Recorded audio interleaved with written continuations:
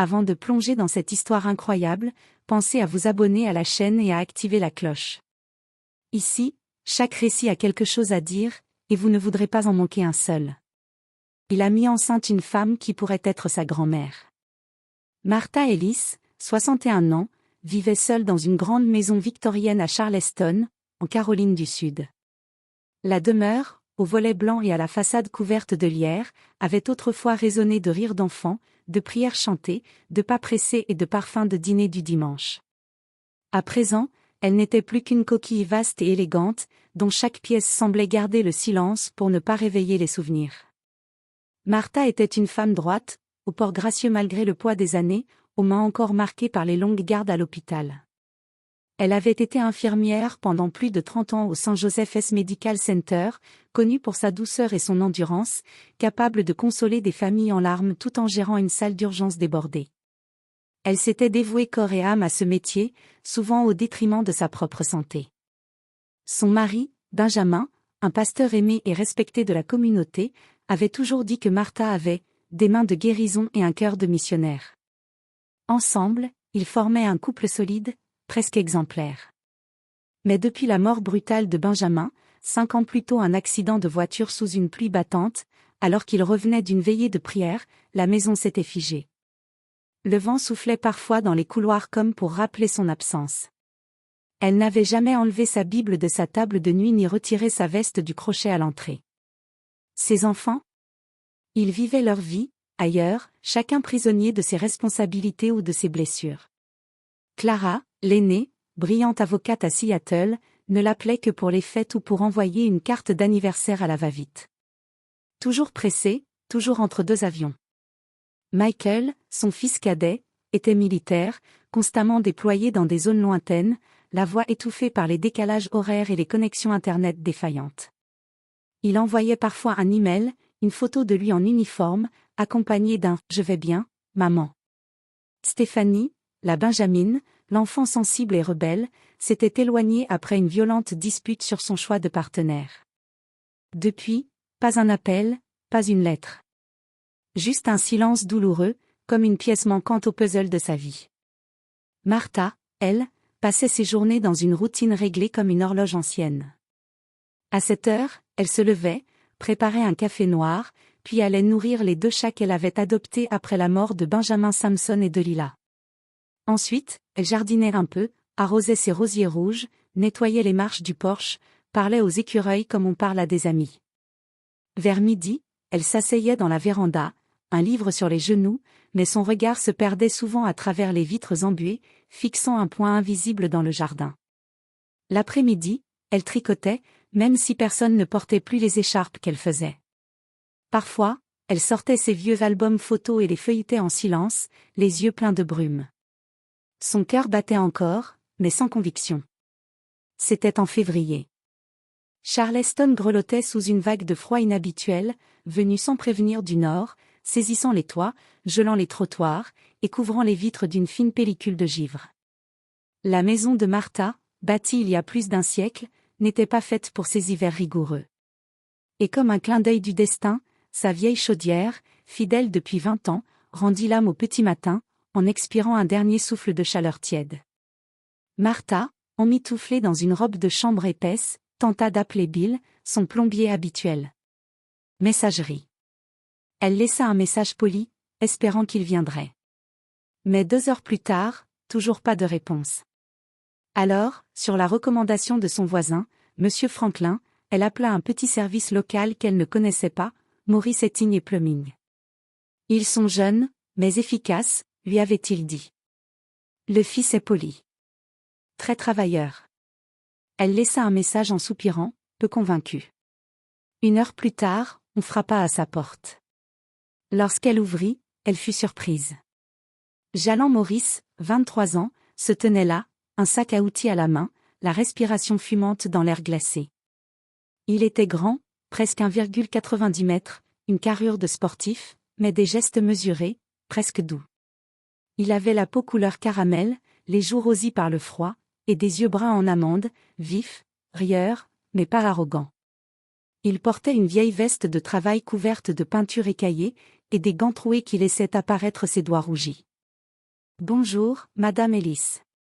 Je viens pour la chaudière, dit-il en relevant doucement sa casquette. Sa voix était posée, grave, avec une douceur naturelle. Pas d'emphase. Pas de ton mielleux. Juste un respect sincère, presque instinctif. Martha l'observa un instant. Il avait l'air si jeune.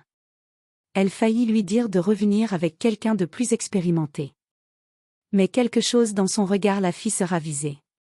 Un mélange de détermination et de calme qu'elle reconnaissait. Il lui rappelait certains jeunes patients qu'elle avait croisés aux urgences, cabossés par la vie, mais encore droits dans leur dignité. « Entrez », murmura-t-elle. Il ôta ses bottes dans le vestibule, déposa ses outils, et se dirigea vers le sous-sol. Elle l'observa discrètement depuis le haut de l'escalier, le regard curieux. Il bougeait avec assurance, comme quelqu'un qui avait appris par nécessité, pas sur les bancs d'école mais dans les vrais froids, les vraies fuites, les vrais ennuis. Après 20 minutes de bruit métallique et de chocs étouffés, il revint, les mains pleines de suie. La pompe est morte. Mais je peux la remplacer. J'ai la pièce dans mon van. Ça prendra 1 heure, si ça vous convient. Bien sûr. Souhaitez-vous un thé en attendant, demanda-t-elle. Il sourit, et son visage s'éclaira. Je ne dis jamais non à un bon thé chaud.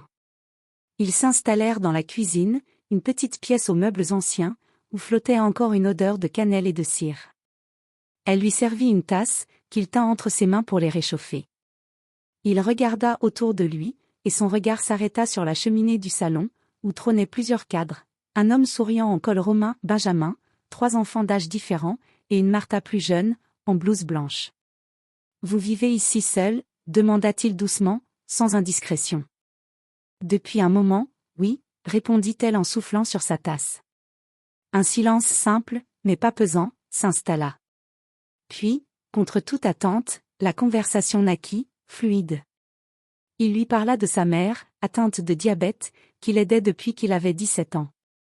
De ses petites sœurs, de l'école publique, des rêves qu'il avait mis en pause. Il aimait la lecture, surtout les romans de Baldwin et Toni Morrison. Il écrivait un peu aussi, parfois, des poèmes qu'il n'osait montrer à personne. Martha, elle, parla de son passé d'infirmière, des longues nuits à l'hôpital, de la douleur d'avoir tout donné à une famille qu'il appelait à peine. Il écoutait. Vraiment. Sans hâte. Sans interruption. Ce fut cette écoute-là qui la toucha. Ce n'était pas un échange banal. Elle se sentit vue, reconnue. Pas comme une vieille dame fragile, mais comme une personne entière. Après avoir réparé la chaudière, il rangea ses outils, remit ses bottes, et se dirigea vers la porte. « Merci pour le thé, et la conversation, » dit-il en souriant. « Revenez si jamais vous avez besoin de « chaleur », répondit-elle presque malgré elle, en rougissant aussitôt. Il la regarda, surpris, puis hocha doucement la tête avant de partir. Et ce fut ainsi que, sans éclat ni drame, une première fissure se fit dans le mur de solitude de Martha Ellis. Il revint. Une fois. Puis une autre. D'abord pour changer un robinet. Puis pour aider à porter des sacs lourds. Puis, juste pour discuter. Et à chaque visite, l'air semblait moins froid, même au cœur de l'hiver. Au fil des semaines, puis des mois, Jallan Maurice cessa peu à peu d'être simplement le jeune plombier. Sa présence chez Martha devint presque un rituel. Tous les samedis après-midi, il sonnait à la porte vers 14 heures, parfois les mains chargées d'un sachet de beignets fait maison, parfois avec un roman ou un vinyle sous le bras. Il disait venir, vérifier si tout allait bien avec la chaudière, mais ils savaient tous deux que la chaudière fonctionnait parfaitement depuis longtemps. Martha préparait du thé au citron ou des biscuits à l'avoine. Il s'installait dans la véranda, les rayons du soleil jouant à travers les vitres. Parfois, il faisait des puzzles, lentement, en silence, sauf pour les rires qui éclataient lorsque Jallan mettait une pièce au mauvais endroit avec une fausse assurance. D'autres fois, ils cuisinaient ensemble, elle lui apprenait les recettes de son enfance, tarte aux patates douces, gombo, pain de maïs. Il coupait les légumes avec une concentration appliquée, et elle en profitait pour glisser quelques anecdotes de sa jeunesse. Peu à peu, les titres et les distances tombèrent. Il l'appelait d'abord Miss Martha, avec cette politesse du Sud, empreinte de respect. Puis un jour, sans s'en rendre compte, il glissa simplement. Merci, Martha. Elle s'en souvint précisément. Ce fut un samedi d'avril. Elle n'avait rien dit. Mais ce prénom prononcé sans formalité la fit frissonner. Comme si elle redevenait une femme entière, pas juste une veuve ou une vieille dame. Elle, de son côté, l'appelait « mon rayon de soleil », la première fois en riant, après qu'il eut raconté une anecdote comique sur un client grincheux. Mais ce surnom revint, de plus en plus souvent. Et à un moment, ce ne fut plus une plaisanterie. C'était vrai. Jalland lui confia des pans entiers de sa vie. Il travaillait dur pour subvenir aux besoins de sa mère, Véronica, atteinte d'un diabète sévère. Elle avait été infirmière elle aussi, autrefois, mais avait dû arrêter à cause de sa santé. Jalland l'admirait profondément. Il avait 2 petites sœurs, Kayla et Renée, de 9 et 11 ans. Il les préparait pour l'école, les aidait avec leurs devoirs, s'assurait qu'elles ne manquaient de rien. Il avait dû abandonner ses études de littérature après la mort soudaine de son père, victime d'une crise cardiaque à 46 ans. Depuis, il jonglait entre les factures, les clients, les repas, et les responsabilités, sans jamais vraiment prendre le temps pour lui-même. Je ne sais même plus qui je suis en dehors de tout ça, avait-il avoué un jour, la voix un peu rauque. Martha l'écoutait. Elle ne cherchait pas à donner des solutions. Elle était juste là. Entièrement. Puis, un soir, tout changea. C'était un jeudi soir de mai. Il faisait encore chaud. Jalland était arrivé sans prévenir, les yeux rouges, le regard perdu. Il tenait son téléphone dans une main, sa veste chiffonnée dans l'autre. Martha comprit tout de suite. « C'est maman », murmura-t-il. « Elle a fait un AVC. Elle est à l'hôpital. Je l'ai trouvée ce matin, allongée dans la cuisine. » Il s'effondra sur la petite chaise de la cuisine, les coudes sur la table, les larmes coulant sans bruit. Martha ne dit rien. Elle s'approcha doucement et le prit dans ses bras. Ce geste n'était ni calculé ni hésitant. C'était l'élan pur d'un cœur qui reconnaissait une douleur qu'il avait connue. Son étreinte était forte, sans jugement, sans peur. Elle sentit son corps trembler, sa respiration halter. Et dans ce contact simple et humain, un fil invisible se tissa entre eux, plus profond que n'importe quel mot. Ce fut le début de quelque chose. Les jours suivants, Jalland revint. Moins bavard, plus fatigué, mais toujours là. Martha préparait des soupes, des tisanes, et surtout du silence réconfortant. Il parlait peu, mais tout se disait dans les regards. Puis, un soir de fin mai, alors que le printemps remplissait la véranda d'un parfum de lilas, ils étaient assis côte à côte, les pieds nus sur le tapis, un disque de Nina Simone tournant doucement en fond. Il faisait doux. La lumière du soleil couchant baignait la pièce d'or et de rose. Jalland tourna la tête vers elle. Elle lisait, paisible, les lunettes au bout du nez. Il tendit la main, hésita, puis posa doucement ses doigts sur sa joue. Elle leva les yeux vers lui. Il n'y eut pas de parole. Pas de déclaration enflammée. Juste un silence chargé, un souffle suspendu. Elle inclina la tête, ferma les yeux. Et là, dans cette pièce remplie de souvenirs anciens, ils s'embrassèrent. Ce baiser n'avait rien de fougueux ou de précipité. Il était doux. Lent. Inattendu mais inévitable. Une réponse à des mois de confiance, de complicité, d'écoute. Ils partagèrent un moment d'intimité ce soir-là. Pas par simple désir charnel, mais par soif de tendresse, de chaleur, de reconnaissance. Martha, qui avait aimé son mari pendant 35 ans, réalisa ce soir-là qu'elle n'avait jamais été vue de cette façon, pas comme une épouse, pas comme une mère, mais comme une femme. Entière. Désirable. Aimée. Jalland, lui, trouva dans ses bras une paix qu'il n'avait jamais connue. Ce n'était ni étrange, ni déplacé. C'était juste, naturel. Le lendemain, ils ne parlèrent pas de ce qu'il s'était passé. Pas tout de suite.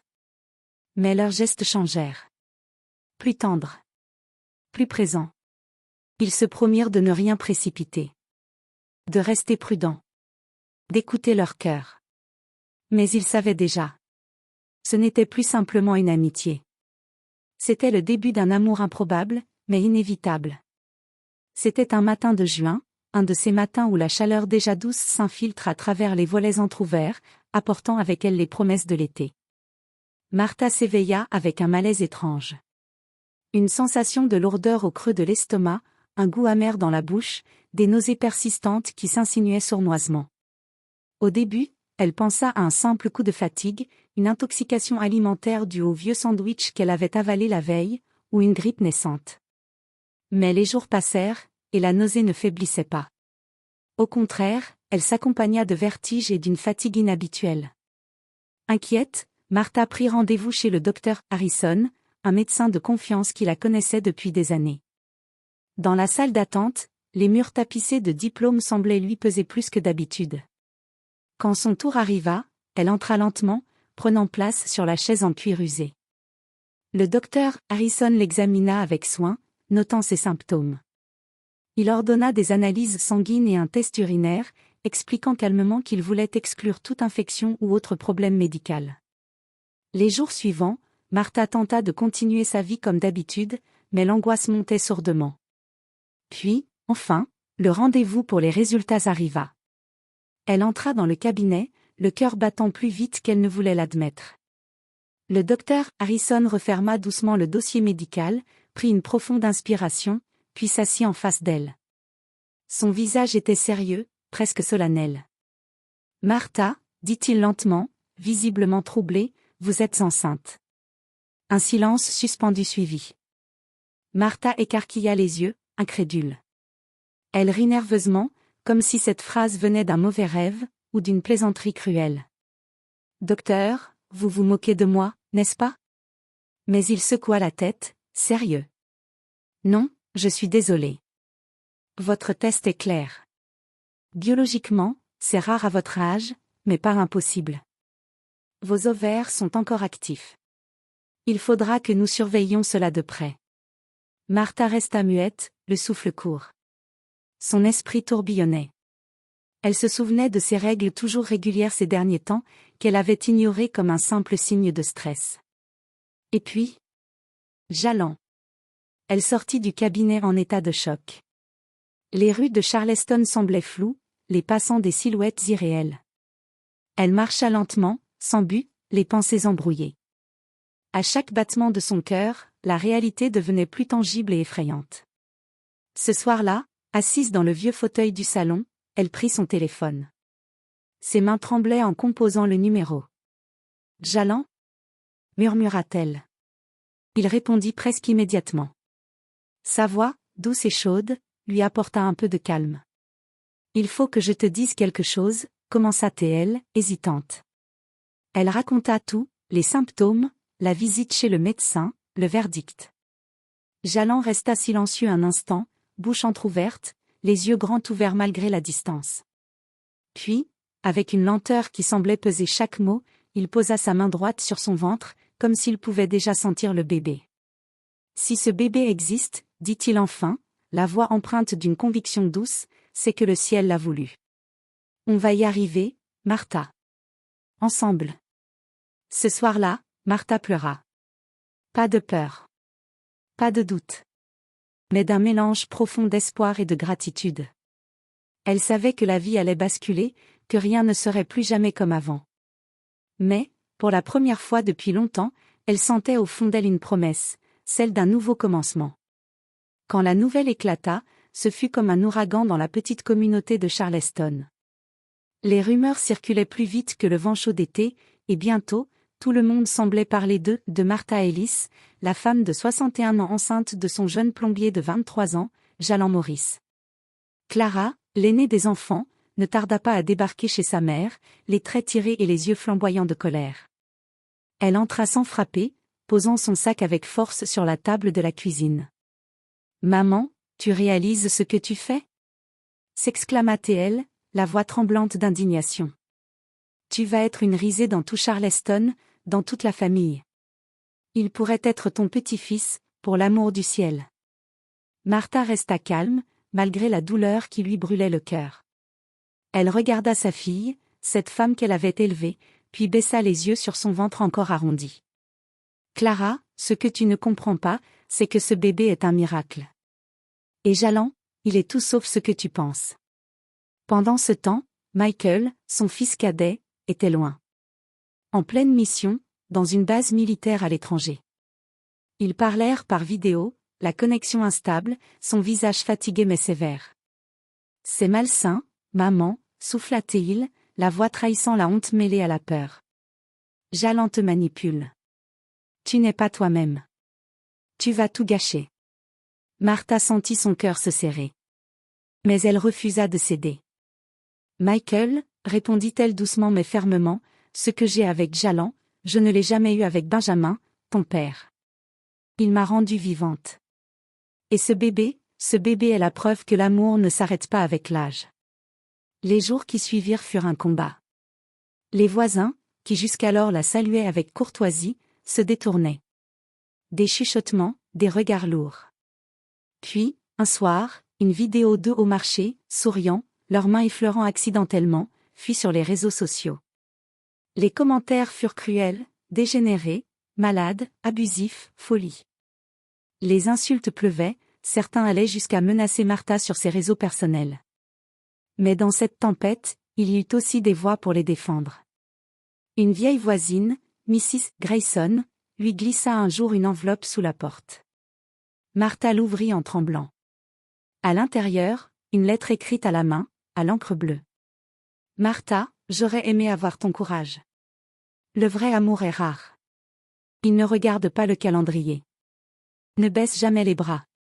Ces mots furent un baume. Un souffle. Le jour de l'accouchement arriva, chargé d'émotions. Martha fut admise à l'hôpital de Charleston, entourée d'une équipe médicale nerveuse mais profondément émue par ce cas unique. Le personnel surveillait chaque battement, chaque mouvement, conscient de l'importance de ce moment. Après plusieurs heures d'efforts, sous une lumière blanche et bienveillante, Martha donna naissance par césarienne à un petit garçon robuste, pesant 2,8 kg. Le bébé ouvrit ses yeux sur ce monde, et tous remarquèrent aussitôt le mélange de traits qui le rendaient unique, les yeux bruns pétillants de Jalon, et les petites fossettes familières de Martha. Ils l'appelèrent Elias Hope Maurice Ellis, Elias, symbole de salut, Hope, l'espoir. À l'extérieur, le monde hurla encore, refusant de comprendre. Mais dans la chambre, Jalon, vêtu d'une blouse bleue stérile, tremblait en tenant son fils pour la première fois. Des larmes silencieuses coulaient sur ses joues. « Maman a fait un miracle », murmura-t-il à son fils, la voix brisée par l'émotion. « Toi, t'es ma lumière. » Martha, épuisée mais radieuse, posa sa main sur celle de Jalon. « Ce n'est que le début, dit-elle doucement. » 2 ans s'étaient écoulés depuis la naissance d'Elias. La vie de Martha et Jalon avait changé de manière profonde, mais surtout, elle s'était apaisée dans un équilibre fragile et précieux. Ils avaient quitté la grande maison victorienne aux volets blancs, trop lourde à entretenir et trop pleine des souvenirs d'un passé qu'ils avaient choisi de laisser derrière eux. Martha avait vendu la demeure avec un mélange d'émotion et de soulagement, préférant s'installer avec Jalon et leur fils dans une maison plus modeste, nichée dans un quartier tranquille de Charleston, loin des regards curieux et des murmures incessants. Avec l'argent de la vente, Martha avait financé la formation de Jalon. Il suivait désormais des cours avancés de plomberie et de gestion d'entreprise, déterminé à lancer sa propre société. Ce rêve, elle l'avait embrassé avec lui, fière de voir le jeune homme s'élever pas à pas, malgré les difficultés. Leur quotidien était rythmé par les petits bonheurs et les défis de la parentalité. Les couches à changer, les réveils nocturnes, les rires éclatants qui remplissaient la maison d'une musique nouvelle et douce. Martha, bien que marquée par le temps, ses rides étaient plus profondes, ses mains plus veineuses arboraient un sourire plus vaste, plus lumineux que jamais. Elle rayonnait d'une force que beaucoup envieraient. Elias grandissait entouré d'un amour immense, un amour sans condition ni explication. Il ne savait pas que sa maman avait 61 ans quand il est né, ni que leur histoire avait fait scandale. Pour lui, elle était simplement sa mère, celle qui lui chantait doucement des berceuses le soir, celle qui le serrait fort quand il pleurait, celle qui lui racontait des histoires de courage et d'espoir. Et c'était tout ce qui comptait. Leur histoire avait divisé. Elle avait choqué certains, blessé d'autres, et inspiré une poignée d'âmes courageuses. Les critiques étaient tombées, les jugements pleuvaient, mais eux, ils ne cherchaient ni approbation, ni excuse. Ils savaient la vérité de leur lien, la profondeur de leur amour. Parce qu'au bout du compte, l'amour n'a pas d'âge. Il n'a pas besoin d'être expliqué ni justifié. Il a juste un nom. Elias.